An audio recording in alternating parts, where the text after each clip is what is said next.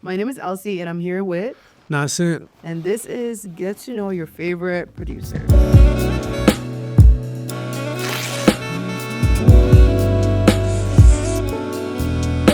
How are you today? What's up? I'm good. How you doing? I'm good. I'm Thank you for excited coming. to do this. Yeah. Thank you for having me. Yeah, no, it was time. It was time. This has been how many months in the A minute. It's been a minute. It's been a minute for sure. Probably when I dropped the album. Yeah, that's amazing. Okay, let's get into it. So I'm so familiar with your music, but for those that are watching that are not crazy familiar, tell us more about you. About me, let's see. I started out working with 50 Cent. It was like 2009. That was my first like major placement. Yeah. It was a little bit interesting just because like the way that I started was more like backwards. Like a lot of times you kind of Work your way up. work your way up, and then you get the big one. And I went straight for the big one, but I didn't know I was going for what I was going for. And then after that, working with a lot of people in Chicago, Chance, Saba, No Name, Nick Jenkins, then coming to LA, working with Brent, being a part of that, and then working with SZA, then working with Kanye, and working with Don Toliver. There's a lot of people, man. Man, those are huge names. But like they just, shout out to Apple Music. They just dropped a playlist for like they do a producer. Producer, yeah. And that helped out a lot because all of a sudden everybody's like, oh, I didn't know you did this, I didn't know you did that. So I was like, I used to like that shit. And then I felt I was missing out on some money. So I was like, you know what? So now, put me on the camera. And what's up? It's me. It's your boy. Yep. You know what I'm saying? Yep. I did that. So mentioning that your first producer placement was 50 Cent, that's huge. Yeah, man. Shout out to 50, bro. Do you think that was like, how did that shape your success? Because like, you were so young. Yeah, I was 19 years old. It made me like, I always had that confidence in myself. And I already knew what I was going to, like, I always felt like I knew what I was going to do and where I was going to be at. It just took a little longer, you know what I mean? Because of certain circumstances, or just because I took the stairs, as opposed to like, other ways of getting on. But I think when I first, the reason why I went to New York I was going to go work with someone else. And that didn't pan out and it didn't work out. So then I kind of just fell into it with 50. It's kind of like, I literally just walked to the office and dropped off a beat CD. What? But that's just how the story, because I literally went to New York with all my money just to go work with this other dude. And like, this other artist was like, a mixtape artist at the time. But for me, I was like, man, that's huge back then. So then when I got with 50, I never thought that I didn't think I was good enough. Or like, I didn't think, like, it was just like 50's over here. And I'm over there. And I'm over here, bro. I got no motion, nothing.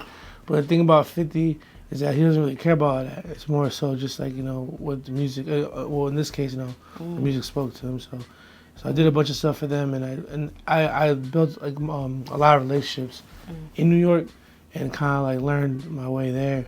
So when I went back home, I had a little bit more motion.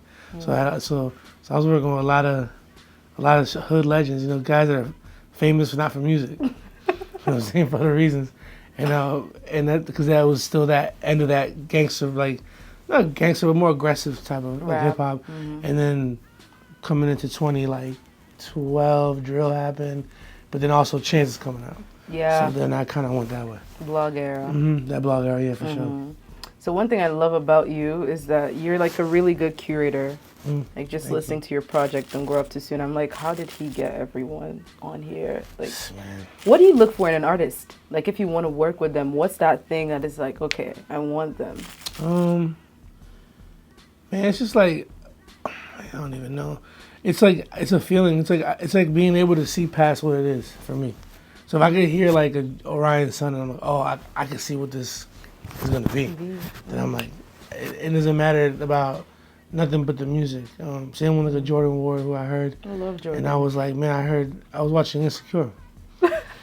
You serious? And I was like, watching Insecure, and I'm like, yo, what song is this? So I'm like, literally, I didn't know who it was. I just Shazammed it. Like I'm not. I'm not over here digging through like the internet. Like I just watched the show, and I was like, yo, like this is dope. And I reached out, I DM'd him, and he was like, yo, we should do something. I'm like, all right, cool. And that was like towards the end of 2020. Because when I started working, end of 2020. Damn. It'd be going, Wow, that's before like a lot of people knew. Yeah, it was a song called "See the Light," and I was like, man, this kid is crazy. And I didn't know his I didn't even know his history at that moment. I didn't know he was dancing. He's a dancer. He's like a High School Musical kid. He could do anything he wants. He can act, dance, sing. Musical. Yeah, he can do whatever he wants. That guy is such a talent. And I love him. He's the best. That's nice. I love Jordan. Yeah. His song on your project, I think that's my favorite. He got the gas? Yeah, Yeah, that's my favorite. too. Oh, okay. Yeah, because of that and Riz, they're so different. And I feel like the textures of the Atlanta Southern, that texture on these hip hop drums and the strings, it's a juxtaposition, but it goes so well together. Comes together And really well. and there's not much going on. There's only a couple instruments. It's not too busy. But that's just like, it's just sometimes all you need. Sometimes you just need salt and pepper. You don't need all that extra shit. You know what I mean? That's fit. Okay. So as a listener, I listen to a song and I'm like, okay, this sounds good, but I think producers, y'all have a different ear. So like, what stands out about a song that makes you know, okay, this is a well-produced song? Like, what do you look out for? Well, it's a feeling. It's just like there's no, to me, right? Yeah. There is no like, I don't have to sit and think about it. It's like with food. Like, you get some good food. You're not sitting there thinking this shit good. You know it's good. You know it's good. Eating that shit. This shit fire. So with music, it's like if I'm not feeling like, oh damn, like I gotta think about it, then maybe it's just okay, or maybe it's not for me. Like also, I could also like be like, oh, just because I don't like it doesn't mean that it's not good. But it's just some shit that's undeniable. It's some shit that you just know is good. So I go for that. I like I don't that. want to think about it. I just It's know like a feeling. It's a feeling. It's all feeling. It's just all feeling. I don't want to think about it. I hear it. I'm like, wow, what's this? And it's kind of like what I let guide me. You know what I mean? Even with artists too. If I can't see past it, like if I can't see, okay, like if I don't get excited about it, then I can't get like you're not gonna get the full me. I can't like, you know what I'm saying? I'm not gonna be able to be much. Never feel a connection. You might get some beats, but that's not gonna be very. And at Really this point good. where I'm at in my career, in my life, I want to do everything with intent, and because I work hard for that luxury, so I want to maintain it. When you start a beat, do you start with like drums, melody? Do you have a process, or it's different every time? Usually drums first. That's gonna dictate the rhythm. Okay. And I make sure the drums sound good. And once the drums sound good, then I go and see what. Then I kind of go through like maybe samples that my friends made or samples from jams that we had, and I just kind of randomly just pick something just so I can see if I get surprised by something that I didn't think of putting together or something. And it's just more like I'm rolling the dice and just see what happens. That's when I'm like working alone. But if I'm working with people in the room, it just depends on what we're doing. But like if it's a jam session, then it's just pretty much a free for all. So I just we just start playing whatever. There's no real rules when I work. I don't really like to put. I don't want to be like, oh, we're gonna make that shit lame as hell. I'm not doing that because that's when you kind of like you gotta let whatever you connected to, whatever's giving you like that, you have to let it just do what it do. You can't limit it or try to box it in and say it doesn't work that way. That's fair. You're just an antenna. You feel me? That's it's like boom, and then just all right, cool. That's how we're gonna do it. And that's why I've made the best music like that. You know, not overthinking it. Like, we got to make the best song today. Nah, man, because you don't know when you're making history. You don't know when you do it. You don't know what you're doing. Sometimes you're just doing something and you don't even know it's about to change your life in a year or two. Because the moments like that don't come in this grand, big, like dramatic. It's not. It's a fucking random Tuesday, and fuck around today. I'm gonna make some shit that's gonna change my life in 2 years. You know what I mean? That's facts. It's just about showing up every day. That's facts. Type shit. A lot of people don't know that we're talking about SZA's Good Days. Yeah. Like, that's crazy. That's like, for me, it's like a top 3 SZA song. Yeah. That guitar on there is Los Hendrix. Yeah. it's just crazy, and what you did with it. That's another like kind of bringing it back to what I was saying earlier. It was like my boy Los. I started making music with him about 10 years ago. We met out here in LA. He's from New York, but like he had sent me this loop. It was a voice memo of the guitar, of the main guitar line, because he was in a session with other artists, and he was playing it, and he was like, "Yo," he texted me. He's like, "Yo, what do you think of this? Because like no one's reacting to this." Really? And I was like, "What the fuck?" So I heard it, and I'm like, "This shit fire." So I literally took the voice memo and I sent it back to him. He's like, "Oh, no, this is guy. This is fire. I'm gonna finish it when I get home." I said, "Bet." But like in that moment, you could be discouraged, like, "Oh wow, these people aren't receptive to what I'm doing right now." But it's like, yo, because bro, you don't even know what that's about to be. Facts. You know what I'm saying? If it would have went to who he was with, it wouldn't have really did nothing. Respectfully. But now I went to SZA, that shit changed everybody's life, bro. So it's like, Facts. so that's why you can't get too caught up in the oh no, that don't mean shit. You know what I mean? It might be something better for you. You know what I'm saying? When you cooked up the beat after he sent you the sample, did you picture SZA on it? Yeah. And that's like the rare times where like you get it right, because a lot of times you hear somebody on some shit and you be like, yo, I hear this person on this, and it's like they already did that. They don't want to do that anymore, and it'll be somebody totally different. And that was the one where I was like, man, I think this. I want to give this to SZA. So I gave it to my boy Carter Lang. He works a lot with her. But what's crazy is that beat, the Good Days beat, I gave that beat to Orion's son when I first found him. I could hear Orion's son on that though. So the first time I ever reached out to Orion in 2018, I sent her Good Days, the beat. Because I'm like, oh, here's some. I sent her like 3 beats, and Good Days was one of them. And she sent it back, and I was like, oh, this is dope. And then literally like a week later, Carter calls me and says, hey man, that can you keep it? that one they sent me, she cut to it. She's gonna use it. And I was like, fuck. I mean, I was happy, but I felt kind of bogus. So I'm like, damn, I just gave Orion this, and I got to kind of tell her, hey, we can't use it. But you know, but it was a gamble, because a lot of times you don't know when shit gonna come out, because things don't come out till they come out. You know what I'm saying? Yeah, it's how it is for us producers. Like, we'll have a placement, but it's like, oh yeah, it's gonna come out, and then the album direction changes, or they just don't want to use it anymore. So now you kind of, you know, so you really don't know until it actually comes out.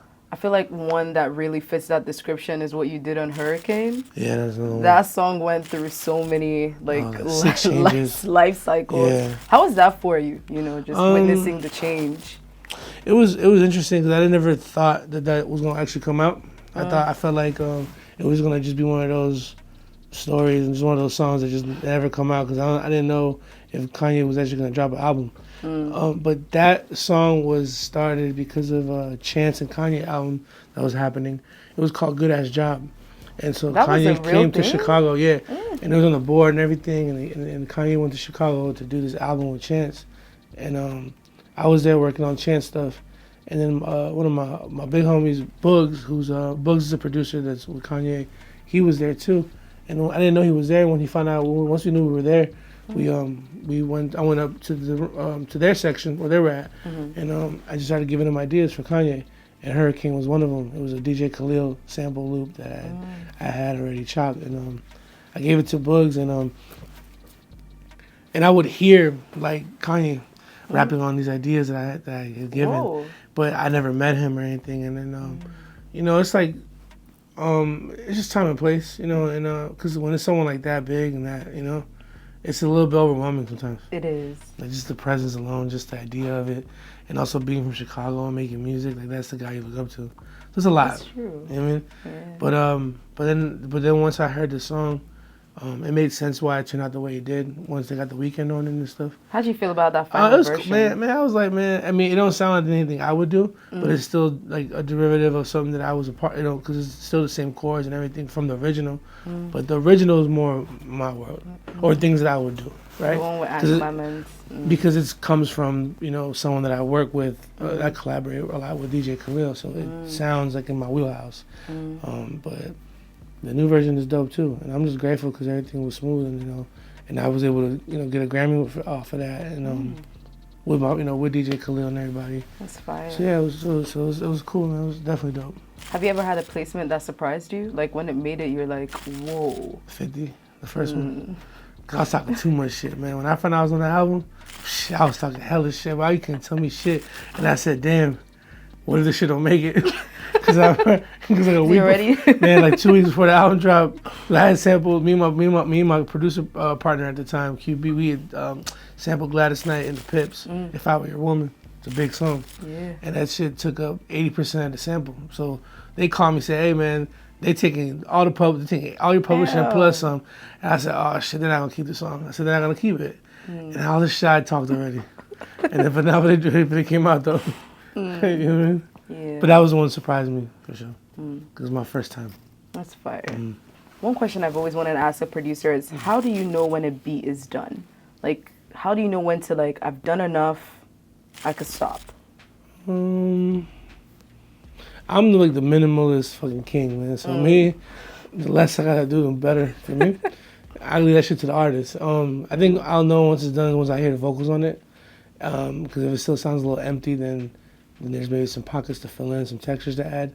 But I want to keep it very minimum when I give it to the artist, so I can give them all the space in the world to do what they need to do. I like that. So not to box them in, you know what I mean? And I feel like that's when I know it's done. Once I hear someone on it, I could tell. You know, we could tell the difference. We could tell. I like that approach. Mm-hmm. You know, give the artist room to breathe, and then if you hear it, you're like, okay, this needs. Sometimes you just give them guitar loop, a drum break, chords. Like you don't need to be. Doesn't need to be all this big production, because then it's like sometimes it's too busy. I think that's actually one of my favorite things about Good Days, because like apart from the guitar loop and everything, that track just has texture. You hear the birds and the little things. Yeah, I was just my little shit. I used to do that shit a lot. I used to put nature sounds in the back, pitch it down, put it in the back. You hear a fucking bird in your left ear. I was doing that a lot at the time. I like that. It's just little things, man. Little textures, really, for sure. What's one misconception you feel like a lot of people have about producing? I think there's a misconception on the term. I think that people think that because you make beats, you're a producer, and that's not true. Because you could be a beat maker, and a producer is someone that can actually see the vision of like the song and arrange it and figure out, you know, if we need to add more instruments or not, where things go, and who to call in and actually run the session, as opposed to like just, you know, sitting at home making beats. But we were all beat makers at one point. I wasn't a producer out the gate. I was a beat maker. I was just making beats, chopping up samples in my mama's crib, like not understanding the concept of song, of actually producing. But our goal is to get to that point, right? If we're doing it right, you feel me? And evolve to that point to understand it and to really, you know, elevate ourselves and our sound and evolve, you know? That's crazy insightful. What was that moment that you feel like you evolved from beat maker to producer? When I moved to LA. Because I was like, you know, I moved to LA. I was sleeping on my boy's couch, man, in the studio, in the car, like just like really just saying like, fuck it, I don't give a fuck, bro. I'm going to do what I'm going to do. And I don't, you know, and it's like, it was, you around other people that are way better than you. And they're also sleeping in their homie's couch, sleeping in the studio. So yeah, you better get your shit right, you better, because you know, but you know, still sharp and still. So it's like, you around people that are better than you, you gotta humble yourself and learn. I don't know shit. I don't know nothing. Like, you know what I mean? And also, I'm like, I collaborate a lot. So like, I don't do the shit on myself. I work with people that play instruments. I work with, you know, mainly the people that play instruments or whatever. And so like those people that make samples of those, without them, I'm not me. You know what I'm saying? Without us, we're not gonna get what we have. But that was when I saw the level. I was like, all right, cool. This is where the level is at of skill, and I could see the gap. So I had to catch up. This is 10 years ago. You feel me? And I just feel like that me coming here was changed everything. For working with like this girl named Bibi Borelli. Working with, then, you know, meeting Brent, and you know, but also it's like, man, I got lucky, man. I found spoiled. I be finding these artists and they just already good. I don't gotta do shit to make me look good. You know what I'm saying? I'm like, I gotta do nothing, give them a beat and my little input or whatever, and then just finish it. But it's like they're just so talented. Do you have a favorite beat like you've ever made? I don't know if I do. I think that one of my favorite beats that I've done was He Got the Gas. I think that like is a perfect representation of what is going on in my head. Your sound. Yeah, for sure. You just mentioned something about that you collaborate a lot, and I think one thing you've been very vocal about is just that collaboration and like community over like the profit, especially the way the industry is. Can you just tell us more about what made you really imbibe that mindset? I think that like well, I don't even think, I know like how I was saying earlier about with my 50 Cent placement, and it took all my publishing. I wasn't in a position to get a pub deal because I had no pub, right? Even though I had, you know, this big placement, big artist, so I wasn't introduced. I didn't get the offers. Like, cause I know if I was 20 at the time, 19, 20 years old, if they would have threw me 50,000, I'm taking that shit. Because shit, you 19, 20 years old, 100,000, I'm a millionaire. What's up? Run that shit up. Not knowing what you signing and not having the information, to knowing that you fucking yourself bad, right? So like, I didn't have this like grand plan of like, yeah, I'm gonna be independent all my career, and I'm I ain't know shit. I just didn't get offered nothing. And then as I started kept working, building my catalog, I meet Ty, who manages Brent, who discovered Brent, and I meet Ty, and Ty has this plan of like, hey, we're going to make money off of our music in a different way. You know, we're gonna distribute it through this company, and we're gonna keep, you know, we're gonna split more of the pot to give it to the producers, and the business is transparent, it's fair, because like these labels will go fuck around and say, I'm gonna give you a producer a flat fee and a point or 3 points off of royalty, but you don't even know what 3 points is. So it's like, and on top of that, you don't get your royalties and your masters until that piece of music recoups the money that they spent, right? But it's like, who's auditing the labels? Who's looking at the? So I could be like, I'm gonna finesse y'all and say, yeah, this shit cost me $10 million to make. So until I make my $10 million, I ain't finna make y'all money. So it's like, but who's gonna say something? Right. So it's like, cap, bullshit. So I don't play that game. I try to stay away from the major shit. But now if I do get a placement, I'm gonna take, of course I'm gonna be like, all right, cool, like I'm gonna do it. But just know that the terms that they're giving me is not the terms that we even like, you feel me, the type of business that we do. And so once I saw how we can make money independently and how it was done, I said, oh, this is the way I'm never gonna sign a deal. I said, I'm not even gonna play that game. I'm gonna keep doing this independent stuff because it suited my style of how I work too. I don't spread myself thin and do a bunch of sessions with everybody. I pick who I want to work with. I build my, making my albums where I'm building my worlds, and not everybody can be a part of that because not everybody gonna fit in there. You know what I'm saying? So it's like, it's like I'm in the game, but I'm not really in the game.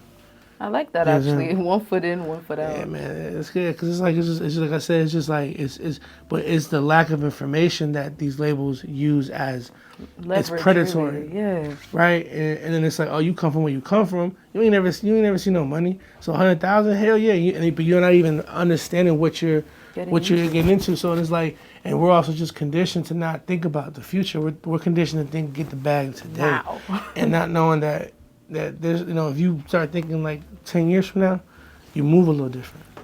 You feel me? You start looking at shit a little differently. That's fire. So it's like, I was like, now I bet on myself all day, every day, and it's like, if there was a deal that was offered to me, it's like, well, I'm the worst person to ask what you think my value is. I'm gonna say, shit, I'm worth $20 million. Run that back. Right. Like, we can't give you that. Oh shit, no, ask what you think I'm worth. That's the last person you gotta ask. Right. You feel me? So it's just like kind of keep them away from me, because I came in with who I came in with, and this is how it's gonna be. You feel me? Because we good. So, and we own everything. That's so fire, actually, and that's rare. Hell yeah, man, it's tough. So you know what I'm saying? But when you play a long game, you see what these people are doing. A lot of these dudes, selling their catalogs and getting that fuck you money. So shit, you know what I'm saying? So there's a lot of, now that everyone could, like, I'm guessing back then, the barrier to entry to become a producer isn't what it is now. Everyone could start, like, in their bedroom. There's so many people that want to get to the level where you are. Yeah. So, what would you tell them? I mean, I'm sure, like, nowadays, like, it's probably easier, but it also isn't, because like you said, anyone can just start, so it might be a little oversaturated. But like, that's just what happens when things evolve, and you can't be mad at like it being easier. It's like motherfucking DJs used to have to carry their records and shit to the club. And you mad because it's Serato? Like, that's fucking crazy. Yeah, I love Serato. You feel me? Hell yeah, like that shit made it easier. Got it. So like for these young kids, if they can go DM an artist and get access to them, that's dope, man. Because these kids have, they got dreams, and they got, and they might be, and they're talented, and it's like that's what's up. If you could change a kid's life, man, like that, then why not? You feel me? But I do think that like there has to be, like, you have to have self-awareness of what you want to do when you enter this space. What kind of producer, what kind of person you want to be. You might just want to be a beat maker and just make your money, make your beats, and then that's it. Or you might be a producer that wants to have, albums and put out merch and be this, artist. But like, it's okay to be whichever side you want to be on. There's no right or wrong. You feel me? But the number one thing is to have information. and ask questions. Even if they get mad, fuck them, ask again. Because this is your livelihood that you're playing with. And then you get stuck in a situation where you can't get out of, or it's going to take you a long time. And now this doesn't become fun anymore. This is work. Now you in the studio with who? And this just sucks. It's not even motivating you. So I would just be more. My advice would be like to just ask as many questions and get as much information as you can. But also just be like delusional as fuck. Like understand this is very hard to do. You feel me? This is not like cakewalk. Yeah, hell no, you gotta sacrifice, man. It's a lot of shit. And you gotta be able to see that shit through. You can't, if it's too hard for you, then cause there's people that are literally sleeping in their car trying to get shit done. Man, to get this shit done, you know what I mean? And I think that also just respecting the art, man. Like we dedicate our lives to this shit. If you're a real artist, you put your life, you put the shit that you went through for everybody to look at and say, I don't like it, or I do like it. You feel me? So when you do it like that, it's like you're adding value to the experience that we're all having. You know what I mean? So I'm like, that's why I'm like, yeah, that's why I want to do my shit very intentional, and because that's the best to me, like the best music, and that's what inspired me to make music. That's fire. You know? So I wanted to ask you about the concept of your album, Don't Grow Up Too Soon. I've read a lot of interviews that you've done, and I kind of have an idea of what you were trying to curate with that. But I love that title, Don't Grow Up Too Soon. Can you just tell me more about, like, because we're just talking before the interview, and you're like, you want to always have something to say, a concept.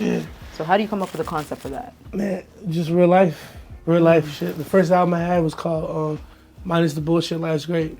And that was one of my favorite Jeezy lines on TM 101. And I was like, man, that's a dope ass fucking. It was a rap line, and I was like, man, I'm gonna use that as my album. But because I was going through so much bullshit, like I went through a period of loss, a period of just like, I'm like, but still trying to, turn shit into sugar, still trying to see like, the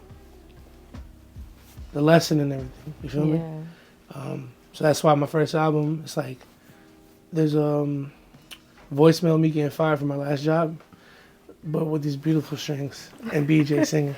Just juxtaposed. Like, tell my boss. You know what I mean? And it's like, because that's what the album is. Mine's a bullshit, life's great. So the next album is called Don't Grow Up Too Soon.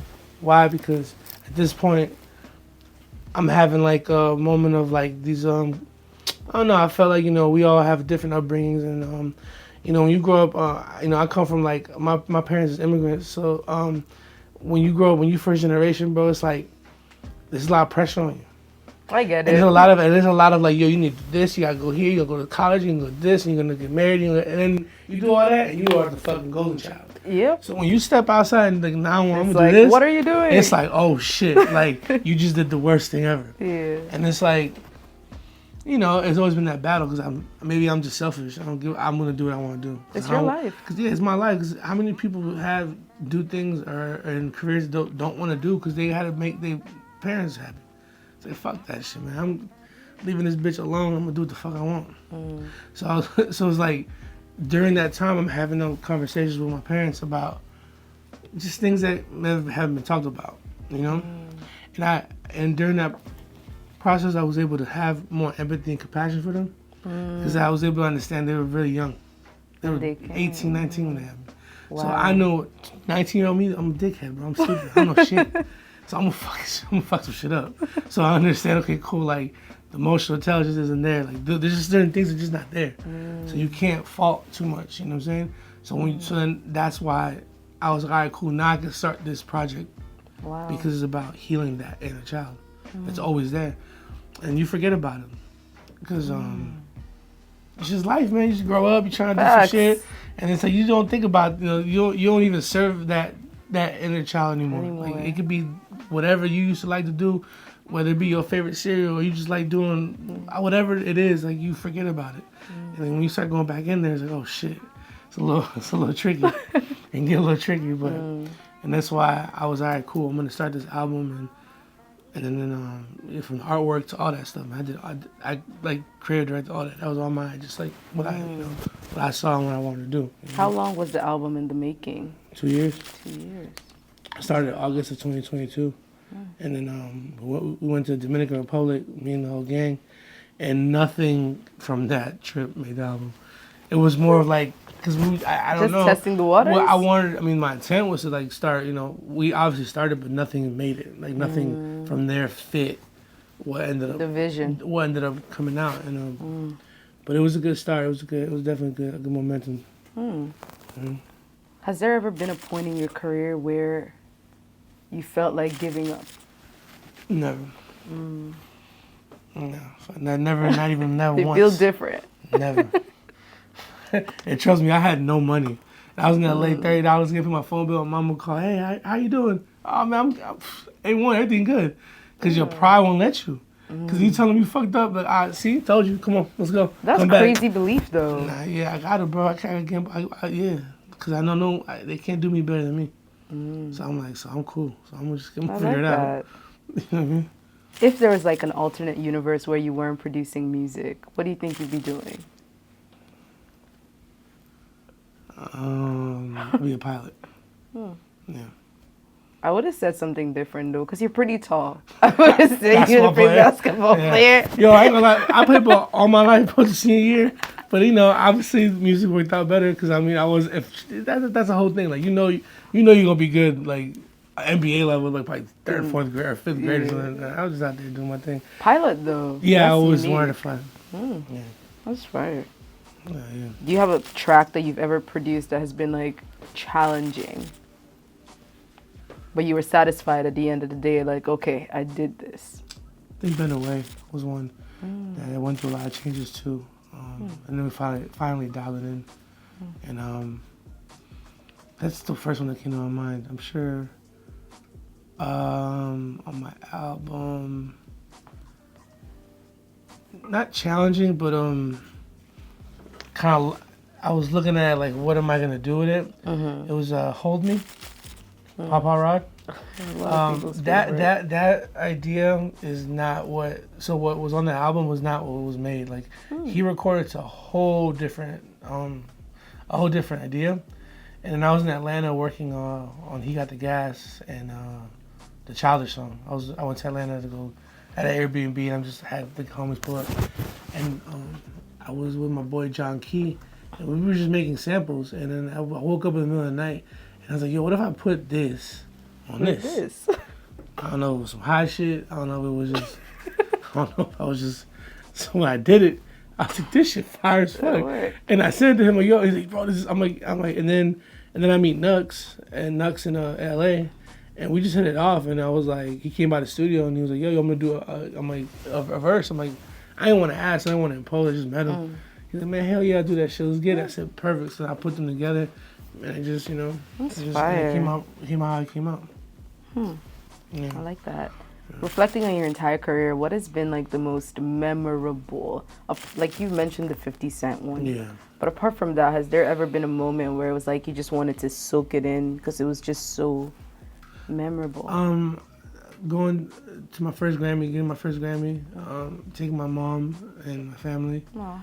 To me, that was like, it was a moment to actually really like, to be able to show, like, like all the hard work. And for them to understand, because a lot of times they got to see it to understand. Yeah. And so like, and because they're not in the world, so they don't know.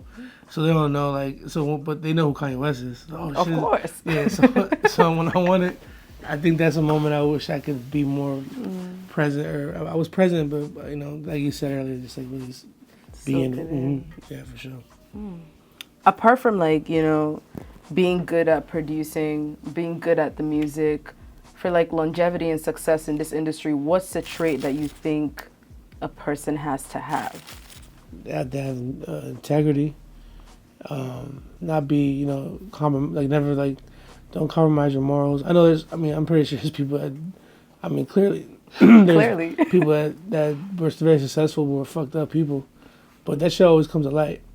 So, but I think that just, standing on business, being fair, not being predatory, having integrity, and always, if we talk about music, if you're creative, it's always putting the music first. Like, fuck everything else. Like, everything else comes after. The music is the most important thing.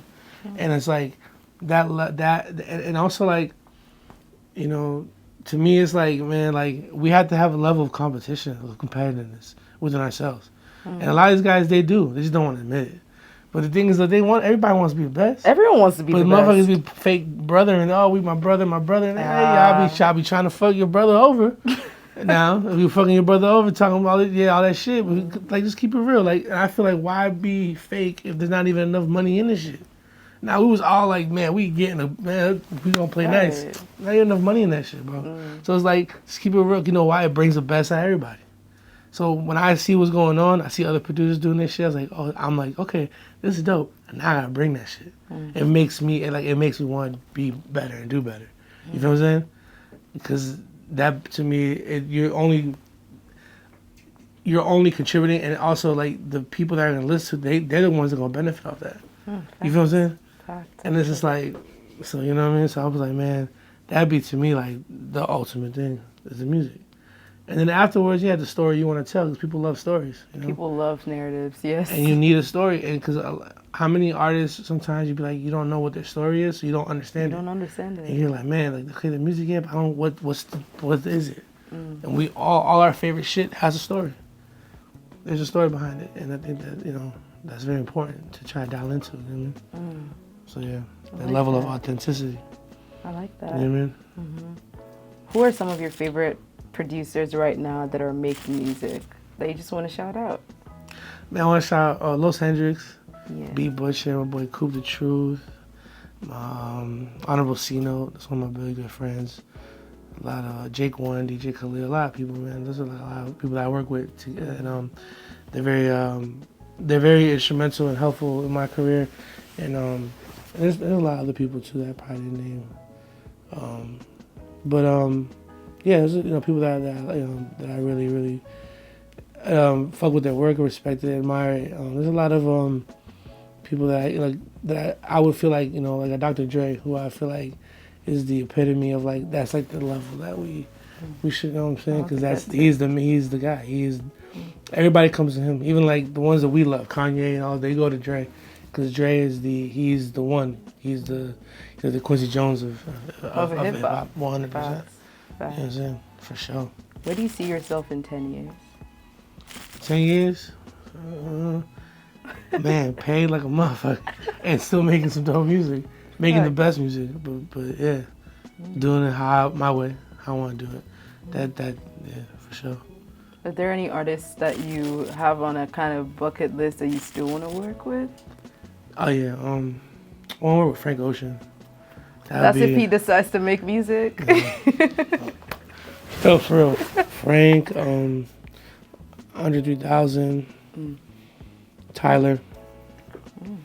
And Nas. Nas is the reason why I started making music. Is Stillmatic was the first album I bought with my money, and I made me want to do music. Man, he's the GOAT. Greatest of all time. Actually, we're listening to Illmatic yesterday, and Illmatic, but I feel like it was written it might be better than Illmatic because it was written as. No, but Illmatic I get it is like the classic. It is a classic. At the time when it dropped, I mean, I don't remember. I was 4 years old, but like from what people said, that when that dropped, it like changed everything because nothing sounded like that. So I understand like the impact of of that. And, I get it though. It was written is pretty good. It was written is incredible. It's amazing. That shit is crazy. It's pretty good. But yeah, that's what now it's definitely. But yeah, just to finish up the interview, is there anything you want to get out there? Man, I don't know. I just think that I think we touched on a lot of it earlier, but my main thing is just is the like that illusion of the cool table, the illusion of trying to fuck all that, man. Like we need to as a producer and as just people understand the community is the real currency. There's things that people will do for you that money can't get you, and so that's why I'm here, because people that took a liking to me or that we just built a relationship gave me an opportunity. So then we pay it forward, and it's just like educate yourself and try to hold off to be an owner of all this shit that you're doing, because when you have equity and you have that leverage and that ownership, that's the things that you can give to your kids or to your to whatever whatever you're gonna leave behind, because you can't or you can't sell what you don't own. So you feel me? So like, you know, only shit. I mean, you can't cash out at the end of this, right? Mm-hmm. I mean, not to say that everybody go, but I'm just saying, like, you know, let's just try to educate ourselves and be better, because this needs to be enjoyable, and it shouldn't ever feel like we, like, you know, we're stuck to something that, you know, now we don't want to do anymore. Yeah, nah. This is a very pure thing that we're doing, and we have to respect it and do the best. You know what I mean? For sure. All right, fire. Thank you.